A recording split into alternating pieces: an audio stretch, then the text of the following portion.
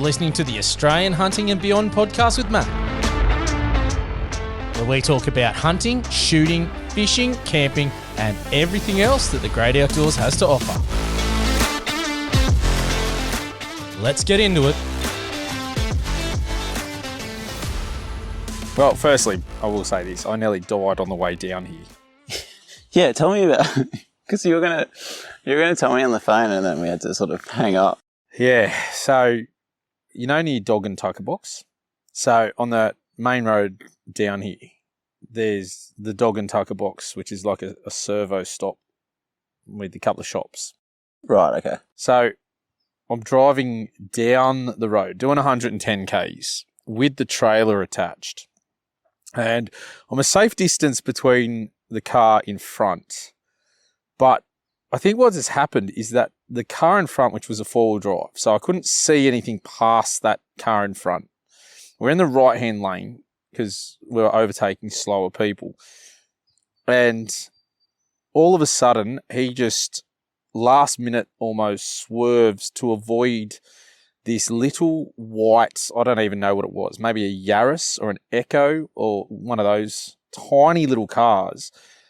And I reckon it was probably doing about 60 kilometres an hour, if that, in preparation to turn right, which had a slip lane to turn right. So there was no need for them to be going slow. It also has a good, I reckon, probably 50 metre length of lane for you to slow down in it because you're jumping over at 110, or you should be. So he's literally gone over and like to go around them. Last minute, I have barely seen the car in front because he was right on it. So I've had to react because I was overtaking another car. Thankfully, I'd just gone past it and had a bit of space and managed to last minute hit the brake, swerve hard into the other lane. Now, the problem with that is if anyone's ever been towing a trailer and you swerve hard, what happens to that trailer? It doesn't just, because then I had to course correct into the new lane, it doesn't just follow nicely.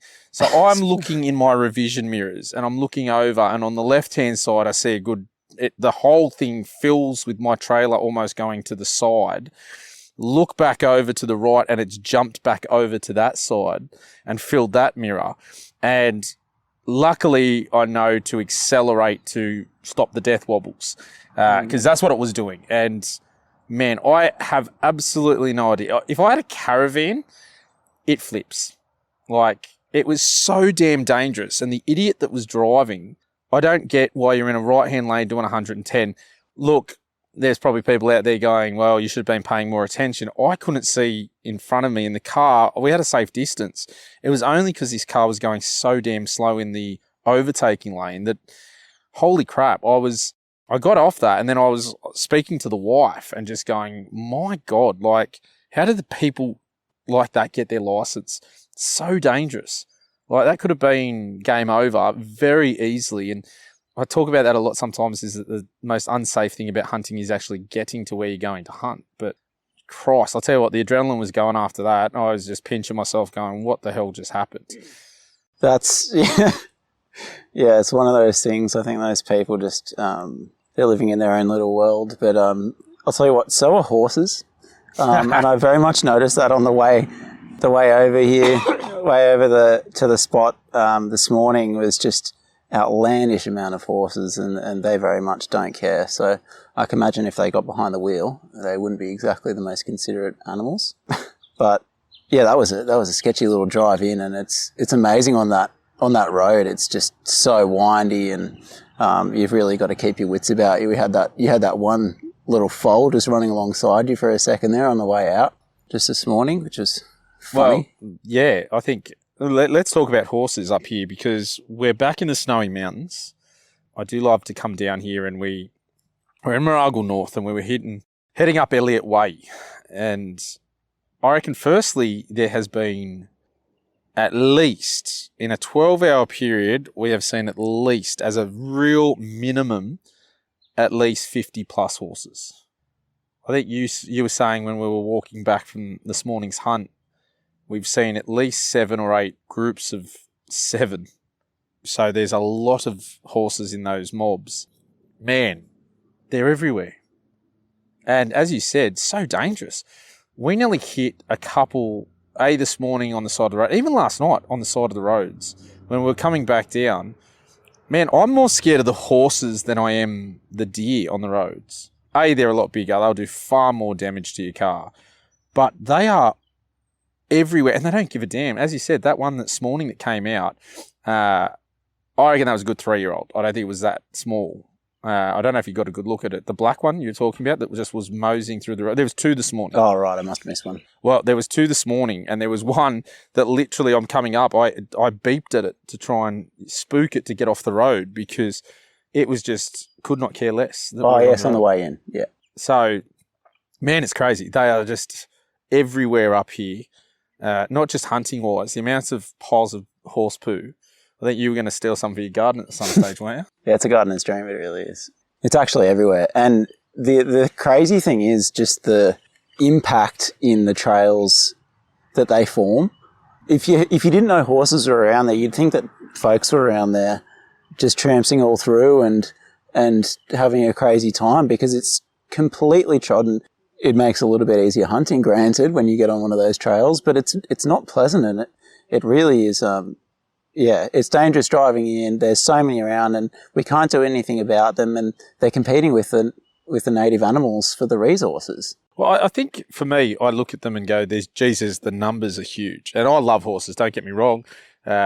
We've definitely both pulled over to take photos of the horses. Yeah. You got some pretty good ones with the camera there before. Yeah. There's so many in there.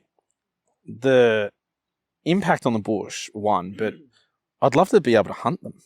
Every time I come up here, there is just new mobs with foals running at side. I've seen about at least 10 foals. And I mean, like, they've been born relatively now, I would guess. I believe horses, horses have the same birthday, but I believe they sort of breed around that sort of time. I'm not a big horse person.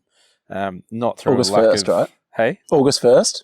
That's the birthday, I think. Yeah, I think you're right. But they generally go in that thing. So I'm guessing that they were around this time because they're very, very young, like very, very small, cute as hell.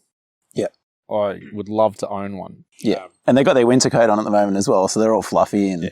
I mean, some of the colours are so beautiful. One of that brown one with the blonde mane that we've ran into. I think you got a photo of that one. Jeez. Oh, unbelievably good looking. Yeah, we'll chuck it up on the socials for sure. Now, Frodo, I'm sorry, mate. I did not check to see if it was a stallion the way you do. I don't tend to try and look between the legs, but I mean, I know you'll be listening, and shout out to you, mate, the horse whisperer or the stallion spotter. But yeah, they're so cool. I have nothing against horses. They are such a magnificent creature. I'd love to be able to harvest them in the state forest because there's just so many. And they're massive. They're massive. That's a lot of meat. A lot of meat. A lot of good meat. There's so many on main roads that worries me for people just driving and don't know. Yes, there's the signs that have the horse and the deer and things like that, but we were travelling back last night from the afternoon hunt and it was dark. I've got a pretty decent set of spotties on my car, but man, they were everywhere on the side of the road. Like if you weren't set up properly, I reckon there would be a bit of an issue. Yeah, we were going like 70 k's an hour as well, just to make sure that we weren't hitting anything. And you've got to really do a lot of work to make sure that you're dodging and ducking and dipping and diving and weaving, in the words of Dodgeball. Yeah, that's a good movie, that one. It's very, very good. Ben Stiller. And it holds up as well. It really holds up. Definitely cracked me up in that. We're just looking over this river right now, and I just had a quick flick before, and it's trout season, which is very, very exciting. So trout opener. It is. Was this past weekend, and very much excited to get started. The missus and I did a fly fishing course this past weekend with the Canberra Anglers Association. Oh, very nice. Which was pretty cool. So what'd you learn? Mate, heaps. It's actually crazy. They got a grant where they were able to buy a bunch of fly rods, so it was a bit weird. So I live in Canberra, and so we're just on on the lawn in front of Questacon, which is quite a strange place to be practicing fly fishing, but I guess you don't need to hook it up with any hooks or anything. So you just chuck a little cotton, sort of piece of cotton on the end there, and you just practice. And so, they just taught us for about an hour on what to do and all the different types of casts, and, just obviously pretty beginner at it, but it's just open up another food acquisition technique, which is always nice. Yeah, something else to do. Well, that's what I love the Snowy Mountains. I say it all the time because it's just such a beautiful spot to be in. And I mean, we explored some new territory today. So let's get into yesterday's hunt. So we got here a little bit later than expected. And then we were trying to find camp. That was the big priority. We wanted to get camp set up, get into it, and go into it. Now, coming off snow camp, well, that's what I'm calling it now. It was Samba camp, but there was no Samba, but there was a lot of snow. So it's now snow camp. So coming off snow camp, getting back up there, I had a couple of ideas where I wanted to stay in the state forest. And we'd previously stayed up in Mooragle North as well. And holy crap, just walking around, I have never seen so many downed branches and trees in all my life. It is, in some roads, impassable. So where we stayed, there was a extension part, so you could camp at the front there or keep driving around. That's now, you can't get to the back spot, which is a shame because it's actually a bigger, nicer clearing. But there's that many branches in that, you'd have to spend a good half a day chopping and moving to get them across. So we went, no, we're not going to stay there. And I said, let's go to where we stayed during snow camp. And I remember talking about it, and we spoke there. There was a monster dead tree up there. And we were all saying, far out, if that came down, Jesus, it'd be the end of somebody. And we pulled up into the camp, and it was felled straight across the opening. So we could not get there. And that's a pretty cool photo. It's probably going to be the podcast photo at the stage of this episode because it's nearly shoulder height in diameter with me standing next to it. Thank God no one was camped on the other side of it because you'd be, well, there goes your gear. If you had a caravan over there, there goes 80 grand because it was huge. So that camp's gone. We went to check out another one. There's people there. So we ended up pulling the pin and we've come back down towards town. But, man, it's actually made me a little bit more nervous because I've never seen so many down branches everywhere. But even walking through, the amount of trails, the amount of things that are covered over. I mean, how many times, what about that monster branch today that was like pinned probably 30, 40 metres up in the air in a fork and leaning on it. I'm like, that's a huge tree into another huge tree. Holy crap. Yeah. Just walking under that made me nervous. Whilst we were stalking at that point there, I did walk very quickly. It's very nerve-wracking, and it's, I think, partly a symptom of a sick forest as well, because a lot of those gums especially the big old gums, are crowded out and they're having a real tough time. And just the winds recently have just been insane. There's just so many trees snapped in half. You've got green trees. That's the thing that we've been noticing. It's not even branches that have been dropped necessarily. It's green stuff that has been just done a number. Well, they call them widowmakers for a reason. I refuse to camp under any sort of gum tree because it's just not worth it. If you've seen some of the scary photos out there that have just, bent cars in half. I know people do and they've never had an issue, and I was one of them, but I don't know, the more I sort of sit and think about it and just seeing how much has been downed since, the 10, 12 weeks before, since I've been up here, mate, it's not worth it. I just sit there and just go, every campsite that we were in has had branches come down in that campsite. That most definitely changes the trip. With something like that going on, that's like, I don't know, I like hunting and I like camping. I like living more. It just puts it in the back of your mind. And look, as much as I've been itching for that extra bit of danger in Australian hunting, the snakes, the spiders and the terrain and the weather doesn't do it enough. I think that these trees just add that little bit of element of wariness. I definitely will not be going out in any sort of extra windy weather. I'll be sticking to my nice, safe private block in the open, I think. Well, when we went back to the camp that we stayed in, the amount of down trees there were ridiculous. And then we actually had a really good look and went, oh, look at the way that's leaning. Look at what's hanging over the top of where we did stay last time. Man, that's probably not the smartest choice to do. So I think we need to get out of there. So yesterday's hunt really did take a bit of a shift because we were trying to work out camp. And then I think we got to the point where it was getting that sort of late.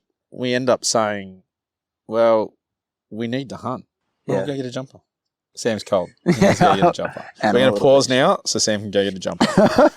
And we're back. So we were taught about, I think you said to us, it's getting pretty late. Do we want to have an Arvo hunt and then set up camp? And I said, yep, great idea. My machine of a camping setup is easy to put up in the dark. And you're sleeping in your car this time. A bit of a different way, no swag. Stoked on that. No, it's so easy. I've just got the swag mattress in there and just pop the couple boxes out and just sleep in there. And it's been fantastic. So we went for a bit of a sticky beak and went for a walk. Didn't see anything other than a lot of rabbits. No deer. Not much sign. I've been surprised. I've seen more deer. Well, okay, not yesterday's hunt. I'm sort of jumping the gun and informing you what happened this morning a little bit, but there was no sign up there. I didn't see much at all. No real anything to get us peaked and excited. And that was sort of in the vicinity that I shot my first deer with you as well. So that was a bit disappointing, I will say that. But then, it was a pretty uneventful afternoon out, really. It was very quiet. I don't know, I feel like there's just sometimes those afternoons where you're either in the wrong place at the wrong time, or it just feels like and I think I even said to you as a joke, there's just no deer. There's just no deer in Australia.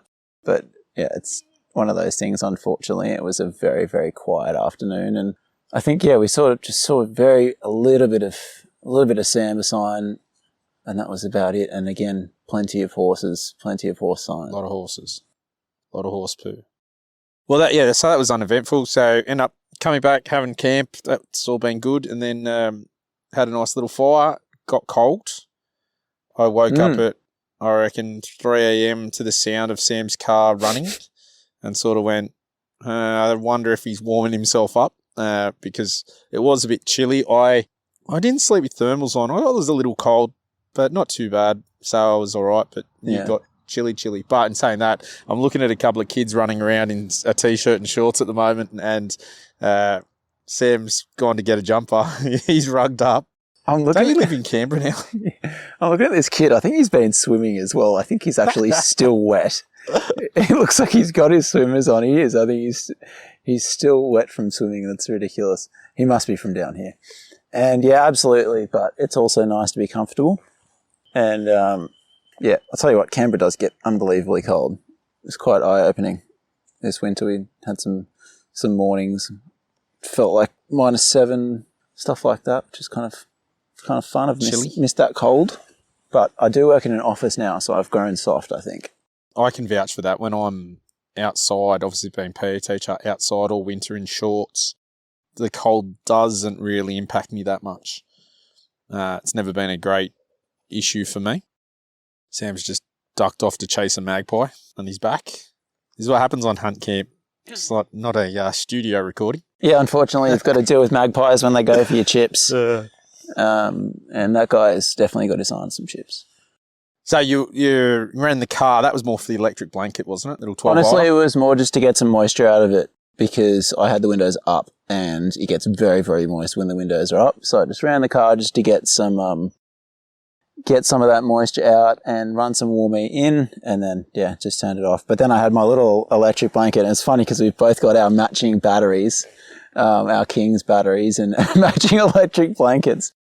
And so I just whacked that thing on, rugged up in that, and then had the sleeping bag over the top, and I was really, really toasty, and I just had that on the lowest setting as well, so that worked quite efficiently. Well, can we give them a shout out? Just quickly, if you are looking for a little portable battery pack that has a lot of oomph to it, man, I got the lithium. It was about $300, if that. And generally on special, they're around that. Yeah, make sure you get on special because there's always specials. Oh, running with that. they have specials on everything. Yeah. It's unreal. And man, it lasts for days. I know they say it can power a fridge for about a 4-day period, one of their big 60-litre fridges. It's got spotlights on it. It's got USB-C. It's got SIG. It's got USB. You pretty much can run so many different things, but it is super handy and small that I take it up inside. I had the electric blanket, again, the King's little 12-volter one.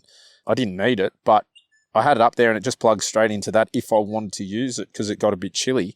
So easy. And then if you're running electronics like we are now, obviously talking, super simple to charge them all up.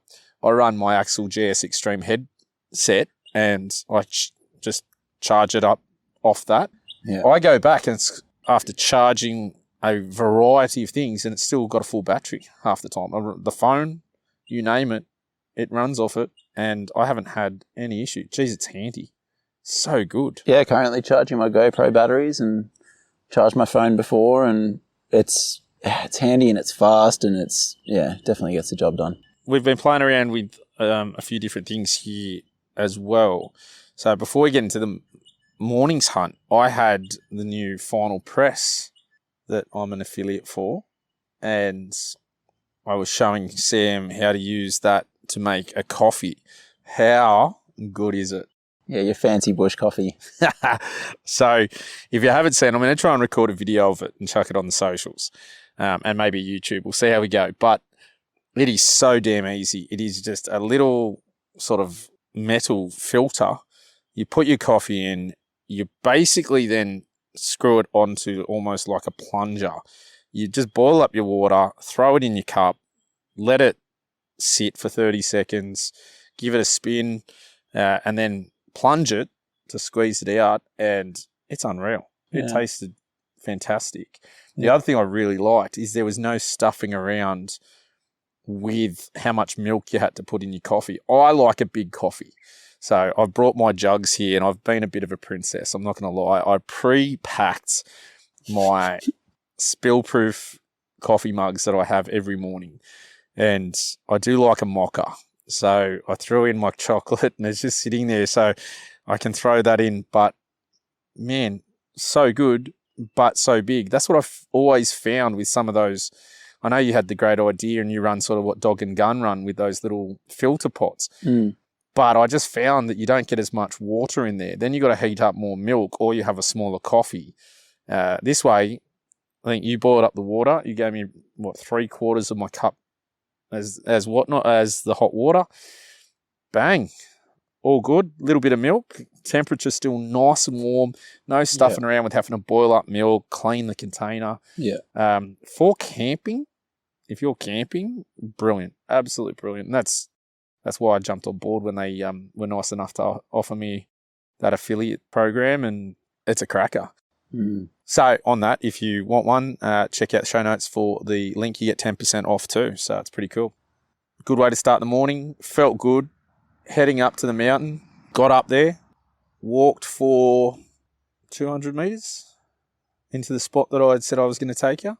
Yeah, it was just really up one sort of incline area and up over the ridge. That was... Didn't even get all the way over the ridge. I sort of said, you were worried about getting skylined. And I said, listen, just jump over here. We'll jump to the side. We've got enough cover that we can sort of blend in. And it was very easy to see two fallow does just having a nice little feed. We tried to make a bit of a game plan. We were nervous. The wind was not doing us any favours. Swirling, but predominantly coming from behind us. So we were really worried about getting winded. Yeah. And if you know, I mean, that's the worst feeling as we were creeping up. Before you even saw them, we were creeping up that towards the ridge line there and you just feel it bristle on the back of your neck and it just makes you all uncomfortable. And I think there's something sort of, who knows, something sort of ancient about that. Just the predator in us. But yeah, so you got a good look at them and... Well, you actually said to us, I've got no hope because you're hunting with the bow. I completely agreed because I was like, well, they were 200. I ranged them at 2. And then with that wind swirling, I said, you're not getting anywhere close to these guys. You were nervous about me not getting close enough to be able to take them. Yeah. And I agree. I sort of said, yeah, I'm going to try and sneak in. So I dropped my pack, snuck in as best possible. I got to 150 and I found a small rest on a tree, and the wind was not doing me any favors. It was swirling. It was coming from behind, and there was a couple of really strong gusts. And I noticed about probably 10 seconds after a couple of those really strong gusts, one of the deer just locked on to where we were. Just out of nowhere, they were both feeding, heads down, and she visibly became unsettled. She was looking at me. She was trying to work out what was going on. She knew something was up.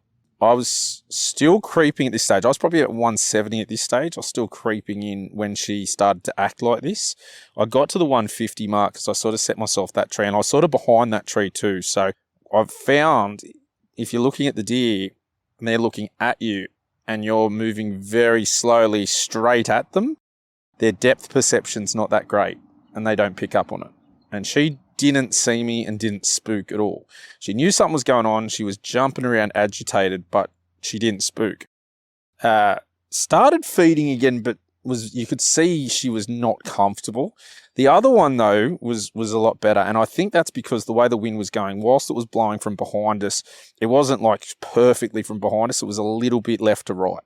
So I feel that the one that was further to the left didn't even get a wind of us because she didn't even lift her head.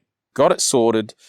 The other one became far more agitated, and I was getting more and more nervous that they were going to spook and take off. And the wind was, again, it kept blowing, and there was a couple more big gusts. And that little branch that I was on, that wasn't doing me any favors because that was starting to move.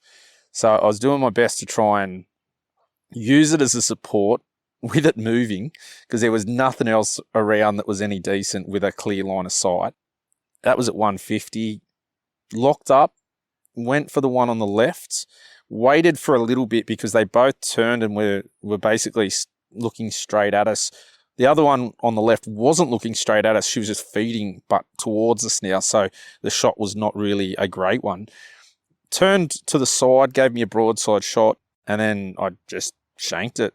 I rushed it. I know I rushed it.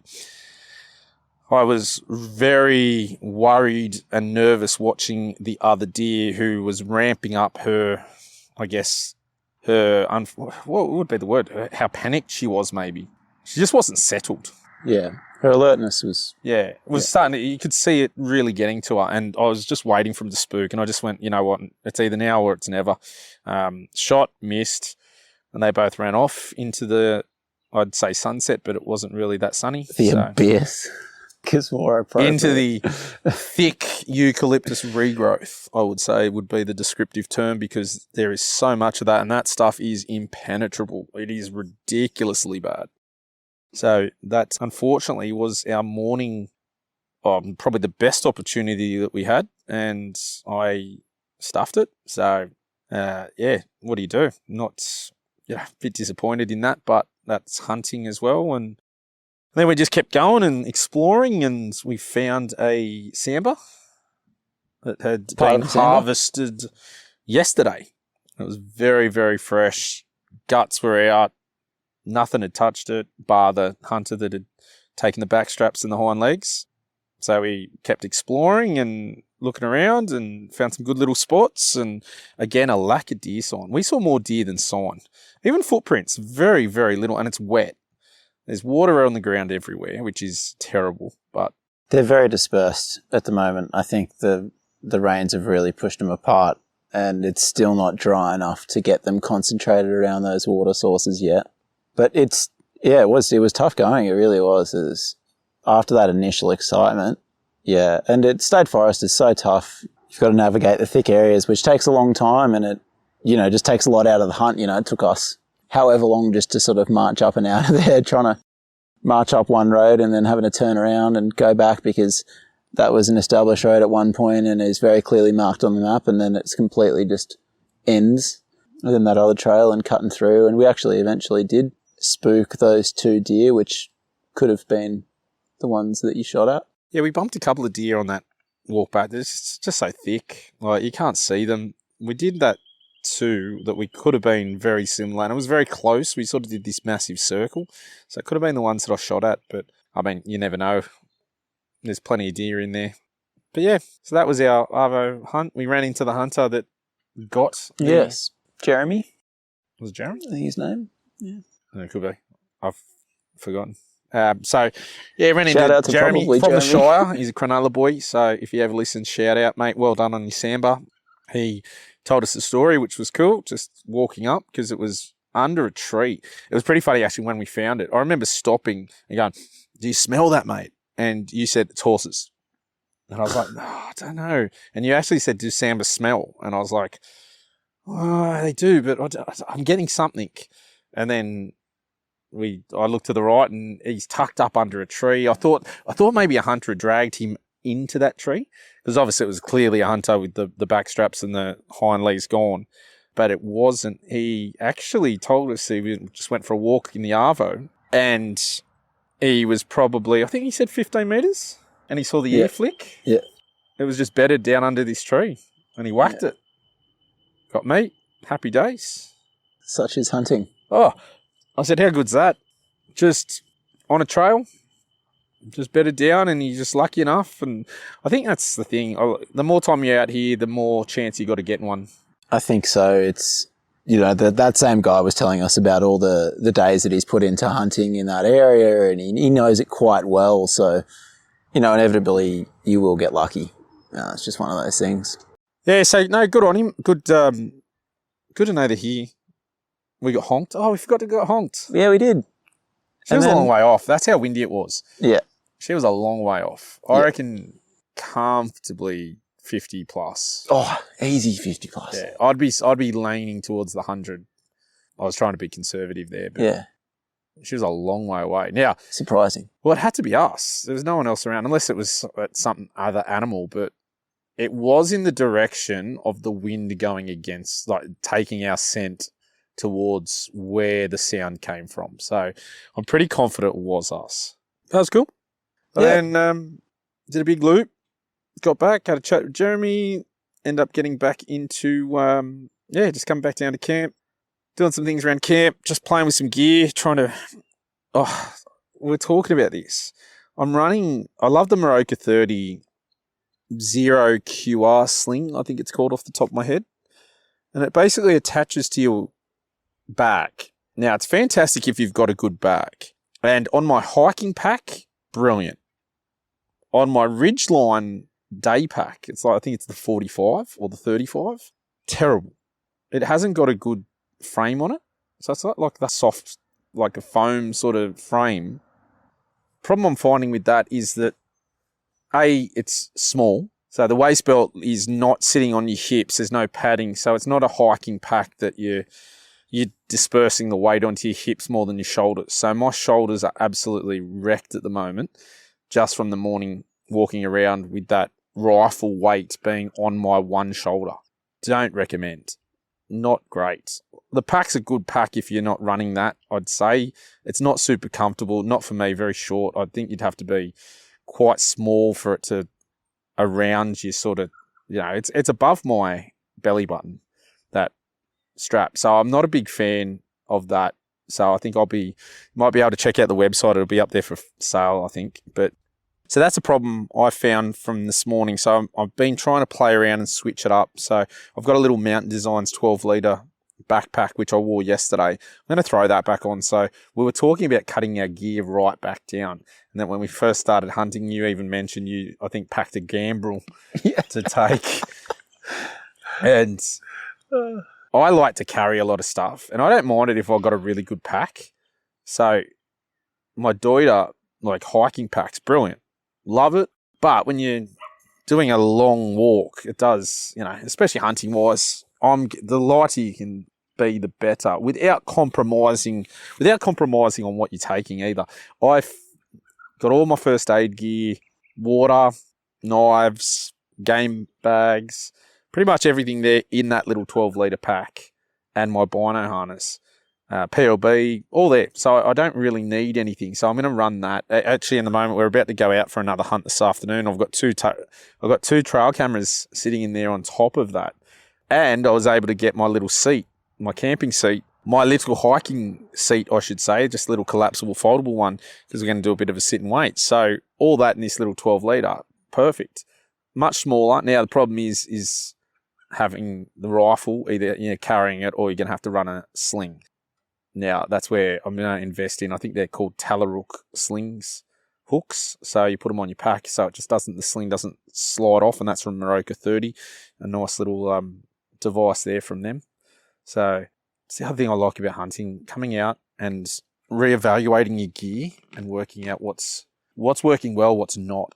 Yeah, I think when I first started hunting, actually, especially, and classic podcast listener, I was listening to Goggins, and he was talking about after action reports, which is a military term, and it's something that you fill out and you do after you do an operation. So he actually was getting into hunting, and he'd started doing them after hunting. So I sort of took on that idea, and it was just so handy because, reevaluating what you've got, what you put in your pack, and we're constantly changing stuff, shifting around gear. And I think what I've noticed, which is really interesting recently, is the shift to having more stuff in a chest rig as well. Yeah. And you were talking about that as well, putting more stuff around your chest rig, making sure that you've got room for everything. I just recently was really lucky enough to win a chest rig in a combo pack from the hunting club, which is awesome. So shout out to those fellas for that. And it's one of those things that really sort of extends or lightens your load. But yeah, it's really fun sort of playing around with what you bring, what you don't, and even what you wear as well, your layering systems, all that sort of stuff, your boots, all those little bits and pieces that make hunting that little bit more comfortable or easy or efficient. Well, that bino harness that you're talking about, I'm running the Wedgetail from Moroka 30. It's big, but the benefit of that is I can get so much into it. Like I've got all my knife system, all my callers, I've got my GPS, I've got my rangefinder, and then I carry my hearing protection. I've got spare hearing protection. I've got emergency blanket in it. I can actually set up a false floor, and this is what I'm thinking of doing, is putting my PLB and something else at the bottom, because the bino room is so much, the pockets gives you so much room, is I could put like a little, like as I said, like a false floor, have things under it such as the PLB and, whether it be an emergency blanket or there's other things you could definitely put in there, and just spread that load. And that's what I've been doing. So I can use that little 12-litre Mountain Designs pack, basically just the hydration pack, but it gives you a little bit of room to throw other stuff in. And it's to the point where I've got everything I need on me in that and there. And plus, as I said, the trail cameras are coming with us. So I'm pretty happy with how that's looking. I've got to get those sling hooks. But once I get those sling hooks, I think I'm pretty set and pretty happy with the gear. So I'll either have the small day pack like that to run around in, or I'll run the proper hiking backpack. Because that's the other thing I've noticed is public land, there's a lot of hunters, which is great. I sort of sit there and it's great that it's growing in popularity and people are out here chasing it, getting after it. But you come across more and more, which means you've got to find more and more spots, and you've got to get out there and go that little bit further or whatever it might be. So covering more ground to get off areas where other people might spend time. So that is one in my mind, having a bit of both, having those both options, because that's, I think, needed nowadays if you're hunting public land, especially on like good forests like Mooragle and things like that. Yeah, I think it's a good point, being able to get away from those big road systems, and even just from a safety aspect, like obviously you've got your other risks that are going to increase there, but just getting away from the chance of spotlighters, all that sort of stuff. And it's kind of fun. It's a fun idea, that sort of longer hunt, that idea of getting out there and getting away from people and more of an uncharted territory kind of situation. Yeah, I like the idea of it. I definitely want to do some more backpack hunting, get in, pick some spots and just go deep off the trail. Problem I find here is some of it is so thick. I think for us, the fires have really cruelled some of these areas because the regrowth is just that thick that you can't go through it. You can't see into it 5 meters. So it's a little bit different when, listening to those podcasts in America, how they go backpack, and stay out there for 20 odd days. It's more open and easier to travel than what we've got here in some areas. Now, if you're on private property, a different story altogether. But when you're chasing it through state forests, geez, it's a hard slog. Like, a couple of times today, marked roads were not marked roads. They were completely overgrown. And then we were paralleling a spot we wanted to get to, and it was just thick eucalypts. We eventually found a trail that made it half easy for us to walk through, but even that was not fun and easy. Very different styles. So it's frustrating in one sense that regrowth's all there, but it is a part of it. What do you do? Yeah, it's a shame. But yeah, hopefully there's some, who knows, there might be some of those, again, uncharted territory. Might be some of those places that aren't as thick, but yeah, unfortunately the fires and then the lack of management of the forests is really, yeah. I mean, we were talking about it before, that absolutely, it's like a tinderbox that's ready to go. Oh yeah, especially with all that new wood that's fallen down now. I think all those branches, whilst they're still green at the moment, they are going to dry out and they are going to be super, just, if a fire comes through here, it's just going to burn. It's going to burn hot, fast, and it's going to go up, which is a shame. Yeah, I was thinking about that as well. Potentially this may be our last one for this for the season, because I reckon we might get some fire bans coming pretty quickly as well. Well, who knows? I mean, we had snow the other week, so just at the end of September, it was snowing in parts. Actually, a couple of memories popped up on our. It's pretty funny. A couple of memories popped up on Facebook. I like how it does that. And quite a few years ago, probably 3 or 4 years ago, it was hot and we were swimming. And I think now it's still cold. And in parts there has been some snow. So it's very interesting to see that, because we constantly get told that we're heating up as a planet. But sometimes some of these things show us a little bit differently, which is interesting idea. So, well, we are about to go out for another hunt. So we're going to do an Arvo session. So hopefully we'll have a bit of luck. Hopefully I don't miss this time, or you get the chance to drive an arrow into something. We'll find out. And we'll hopefully pick this up a bit later with some celebrations, or not. Hopefully a really good story. Yeah, maybe. See how we go. So we literally are recording this while I'm about to make a coffee, because I'm packed up. We've just finished our morning hunt. I'm going to walk you through what happened in the last couple.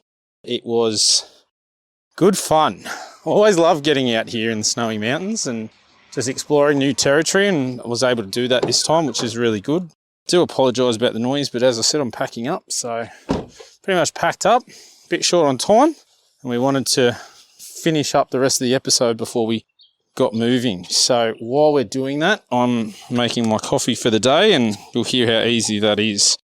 And once again, I'm using that Final Press AHB podcast. Get 10% off and help out our podcast as well. So appreciate the support from Final Press. But I'll tell you what, I'll be buying another one for the wifey when we just go camping as a family. They are very good. So literally.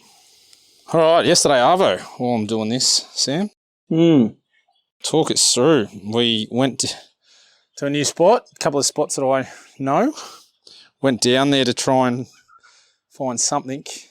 We set up on the creek together. That didn't work. So I said, listen, you stay here. I'm going to go to another spot, and moved on. And what happened after I left?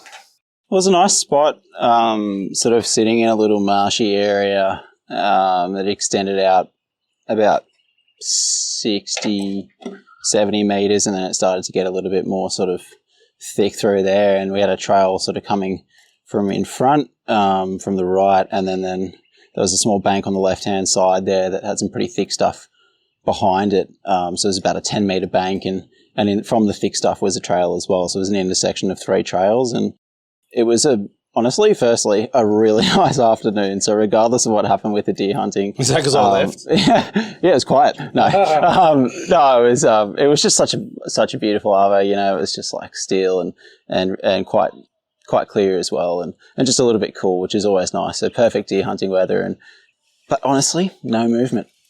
There was heaps of fresh tracks, and it was just one of those weird spots. The wind was sort of swirling a fair bit as well. And that made it quite difficult. Obviously, in those little drainages, it's quite tough to get the wind right. And honestly, that's why big bucks love it as well, because that wind tends to swirl around there. So I sat there for a good hour or two, but then I got a little bit antsy and decided that there was some new or fresh pine about Christmas tree height that was just sitting, you know, for a fair chunk of the area. And that's always a place where we know deer love to bed. But obviously, it's quite a tough area typically to hunt because it's usually quite thick. And that's why they like it, because it's quiet and it's thick. But this bit was a little bit more open, so I went for a bit of a stroll through there, and I bumped a little fallow doe, which was nice. I thought it was a horse for a second there because there's so many horses. I think I just begun to assume that it's a horse instead of a deer, which is a bit sad. But a lot of horses there, aren't there? Yeah, so that sort of at least was a bit of a consolation, you know, knowing that there's deer around and they're moving, but the elusive sambar still remained elusive. Yeah, I didn't see one. So I went up to a different spot because where we wanted to have a sit and wait, it was really not great for two people and really not going to give us both an opportunity. So I went back to a spot that I found last time chasing sambar, found some really fresh new rubs, which is exciting. Didn't see much movement, didn't hear anything. So throw up some game cameras and hopefully we'll see how they go. But yeah, it was pretty uneventful, very quiet, beautiful evening. And then I came back over and I was up top on one of the mountains and just end up glassing, just having a look through. And yeah, it was, then I decided, we talked about the thermal a bit and I've got to use it a bit more, but I don't think it's that great in the daytime. So I jumped on it and thought, what's it going to be like of a night in a state forest? So we were coming into that last 30 minutes. And I'll tell you what, you do see animals, but geez, you see everything else that has been absorbing heat throughout the day and they stand out too. So rocks, trees, all those things. So I don't think, I know a lot of people are concerned about thermals and things like that, but I don't think you need to be personally. They are handy of a morning, especially after a cold night where that heat has probably diminished. It's still on them though, like rocks will still glow. But look, I've got to do a bit more, but in my personal opinion, I feel the heat drowns out as the day heats up, that sun heats the ground, I think it drowns it out. So it's harder to see that differentiation. So I don't think they're that great after sort of the first 1 or 2 hours in the morning, depending how warm it is or depending where you're hunting, obviously. But yeah, non-eventful last night. So we came back, cooked up a feed and really just starting to fine tune the camper trailer, get how I want to be able to cook and things like that. So it was nice. Had some ravioli with some creamy carbonara and cooked some bacon in there. And I tell you what, Frankie, if you're listening, mate, if you need tips on pasta, because the last time you cooked was average, come, I'll help you out. So that's, but then, yeah, so we were straight in this morning.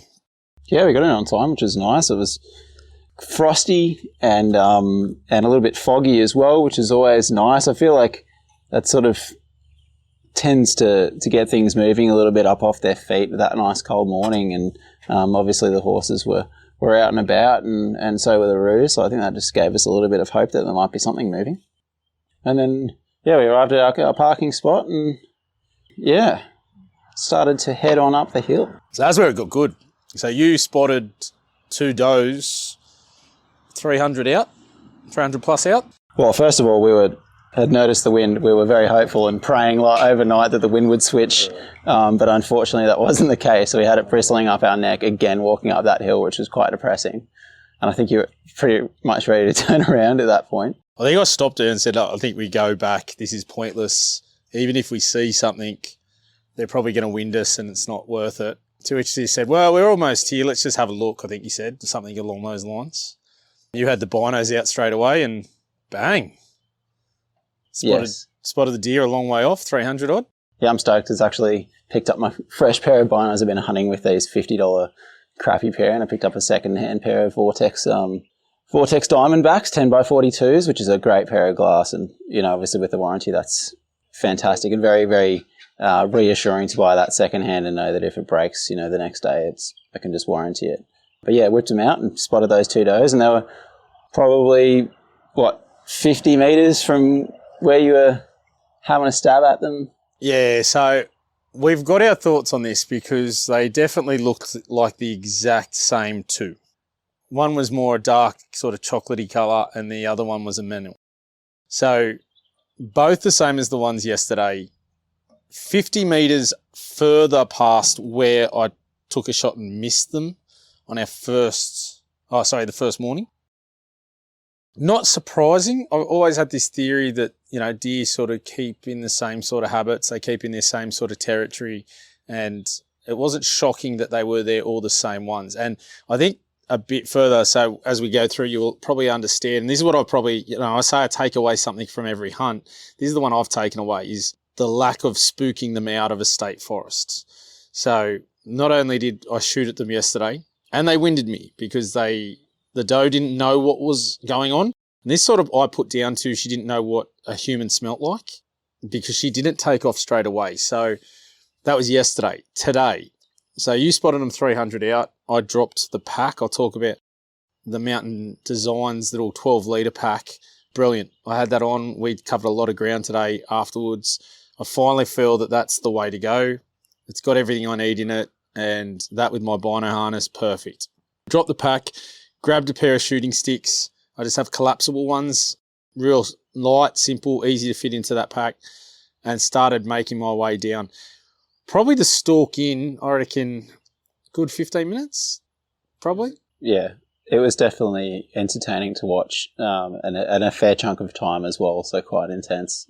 But I have no concept of time when those things are happening. So it could have been 15, it could have been 30. I think it was about 20 because I did look at the watch and went, we burnt about 30 minutes by the time I got back to you, or 30 or 40 minutes. So I closed the distance to about 160. Now, the wind was behind me, but it was slightly going across from my left shoulder to my right shoulder, just slightly. So I was sort of hoping that it wouldn't just take my scent straight down, and if I hung to the right-hand side and hugged the tree line, that it might push it that way and they won't pick up on me.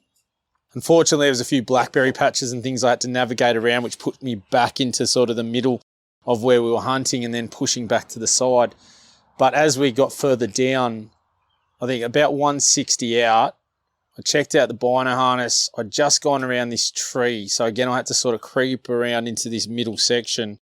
And as I'm going back to forward, and they wouldn't have seen me at all because I was moving super slow. I was low. I was definitely getting covered by the fallen tree that was behind me at this stage. And she just took off like a bat out of hell. And at that point, I'd actually stopped moving. When she left and legged it, I'd actually stopped and I'd been there for a little bit because there was a couple of big gusts and I was like, oh, damn it, I want to be under cover for those gusts, not to push my scent around. And she just went. So I feel like same deer, didn't know humans yesterday, did know humans now and has correlated that with that shot or that bullet going past them. I've probably spoilt them for everybody else, so I do apologise if you're down here hunting. But they were back there, got that scent, and they took off because there's no way they saw me. So it was definitely, and the way she reacted, it wasn't a startled like yesterday morning. It was bang, gone. Didn't even make thing. And you were watching, you saw that. Yeah, absolutely. It was, you can always tell, especially if you've been around deer a little bit and you've been winded a few times, which as a bow hunter, I've definitely been winded and spooked many a deer. But there's a difference between when they catch you with their eyes and when they catch you with their nose. And if they know your scent, it's a reflex. It's not a thought process. There's no decision making. So the moment that scent hits their nose, it bypasses any sort of thought process and they're out of there. And you could see that immediately. I was watching it through the binos, and I think that sort of goes to that point about educating deer. And yeah, absolutely. They may come back, but it's sort of a spectrum, I guess, of pressure, right? Every now and again. And maybe those deer, who knows, we might get lucky. They might get a little bit forgetful and in a few months they might be a little bit more tame, but it's definitely one of those things. The continued pressure is what's really going to get them moving about. Yeah, so that was the morning. We went through there, blew that, and I came back down and said, let's get out of here. This is ridiculous. The wind's not going to do us any favours. Even if there's more deer, they're just going to probably spook. So we went down another path and just checked out some new territory and some different spots. Found quite a nice little spot towards the end of the trip. I like covering new ground and seeing different things. Fun. It was good. So unfortunately, no dice. The deer have skunked us again.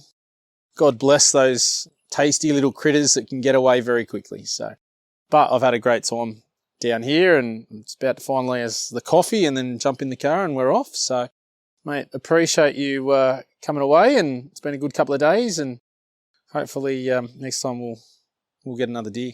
Yeah, thanks, Matt. Thanks for having me. It's always fun, especially exploring new territory and just getting out of here. As they say, any day in the bush is better than not. So it's just always nice to get out and unwind. And who knows, again, as we were mentioning, because it might be a bit fiery, it might not. This might be our last state forest adventure for a little bit, but we live in hope.